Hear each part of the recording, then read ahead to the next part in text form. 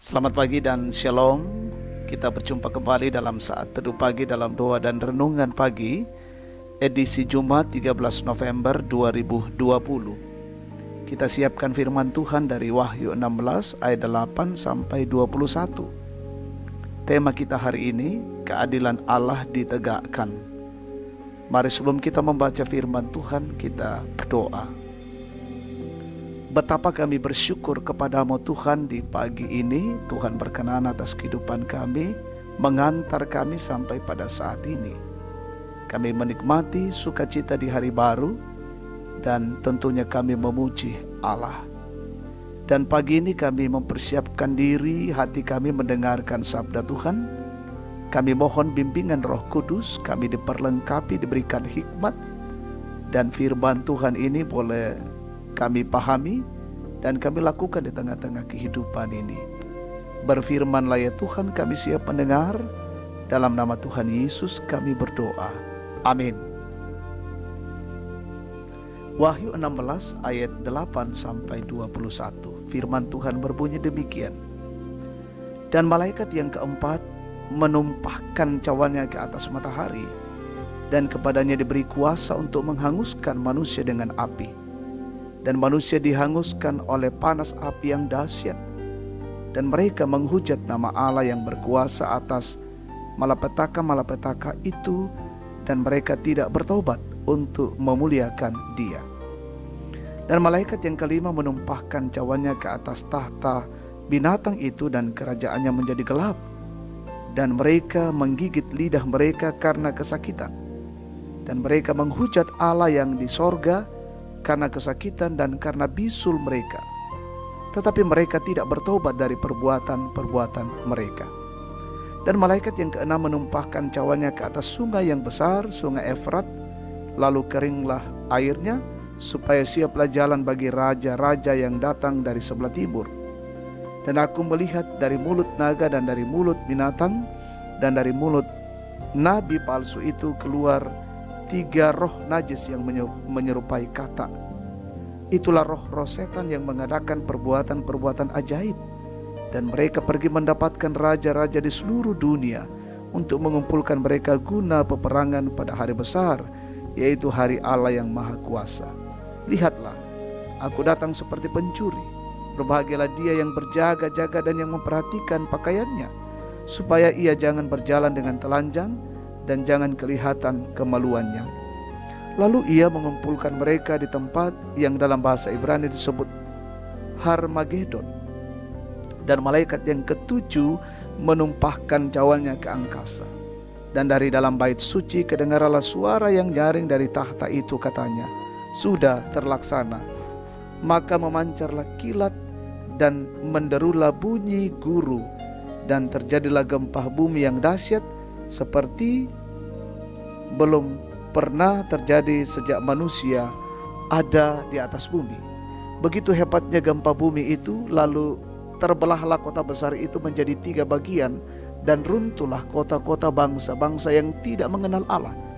Maka teringatlah Allah akan Babel yang besar itu untuk memberikan kepadanya cawan yang penuh dengan anggur kegeraman murkanya.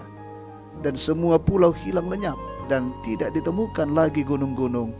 Dan hujan es besar seberat 100 pon jatuh dari langit menimpa manusia. Dan manusia menghujat Allah karena malapetaka hujan es itu, sebab malapetaka itu sangat dahsyat. Amin. Keadilan Allah ditegakkan, bantang tupangaluna puang matua. Jemaat yang dikasihi Tuhan, setiap perbuatan pasti ada resiko atau konsekuensinya.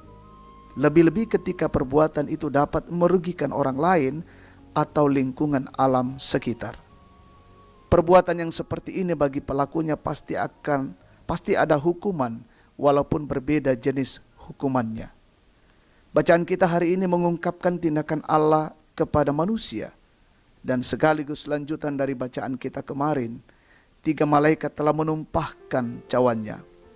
Malaikat yang keempat sampai malaikat yang ketujuh gilirannya menumpahkan cawannya ke tempat yang berbeda. Ada yang ditumpahkan ke atas matahari, ke atas tahta binatang, ke sungai-sungai besar dan ke angkasa. Ini menandakan bahwa tidak ada satupun yang bisa luput ketika Allah menegakkan keadilan kepada kebebalan manusia. Setiap murka Allah yang dituangkan ke dunia tidak membuat mereka bertobat. Kegelapan hati mereka semakin menjadi-jadi. Peristiwa ini mirip seperti yang terjadi pada diri Firaun, di mana Allah mengeraskan hati Firaun. Demikian juga dengan manusia akhir zaman, di mana Allah mengeraskan hati yang gelap menjadi lebih pekat. Saudara-saudara yang terkasih, betapa ngeri kedahsyatan murka Allah serta kebinasaan yang diakibatkannya. Untuk itulah kita harus berjaga-jaga, sebab hari murka Tuhan tersebut seperti pencuri. Berjaga-jaga adalah sifat sejati orang beriman.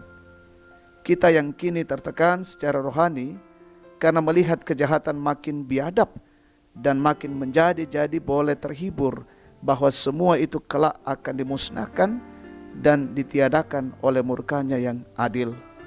Karena itu berbahagialah kita yang saat ini tetap setia dan senantiasa berjaga-jaga, karena kita tidak tahu kapan Kristus datang kembali menegakkan keadilannya di bumi. Amin. Mari kita satu dalam doa, kita berdoa. Kami mengucap syukur kepada Tuhan atas firman Tuhan pada pagi hari ini, menyapa kami dan memberikan pengajaran-pengajaran yang berarti. Kami meyakini, ya Allah Bapa, bahwa Kristus akan datang kembali menegakkan keadilannya di bumi ini. Dan karena itu kami akan terus menyiapkan hati kami berjaga-jaga, sehingga kapanpun Kristus datang, kami siap untuk menerima kasih karunia Allah itu dengan menyatakan keadilan di tengah-tengah bumi ini.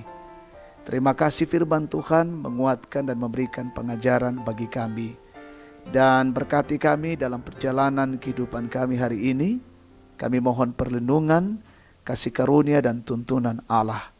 Kami melewati dengan baik dengan berbagai kesibukan, pekerjaan, tanggung jawab dan aktivitas kami. Biarlah Tuhan dimuliakan di dalam setiap tindakan dan pekerjaan kami.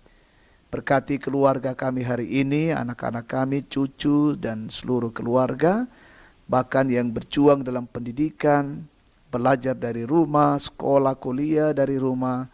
Tuhan berkati. Jemaat yang menikmati hari ulang tahun pada hari ini, Tuhan sempurnakan syukur mereka yang dalam kondisi mengalami sakit penyakit. Tuhan pulihkan, sembuhkan. Yang dalam kondisi terpapar COVID-19, Tuhan pulihkan. Yang dalam kondisi berduka, Tuhan hiburkan. Yang dalam kondisi bergumul, Tuhan menegakkan kehidupan mereka dan memiliki pengharapan yang besar. Berkati pemerintah kami hari ini menjalankan pemerintahan.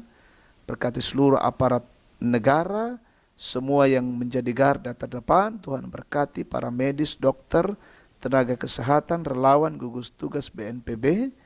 Semua menjalankan fungsinya dengan baik hari ini, dan biarlah kami senantiasa dijauhkan dari wabah COVID-19. Berkati kami semua, kami mohon melihara hidup kami, menjaga dan melindungi diri dan keluarga kami.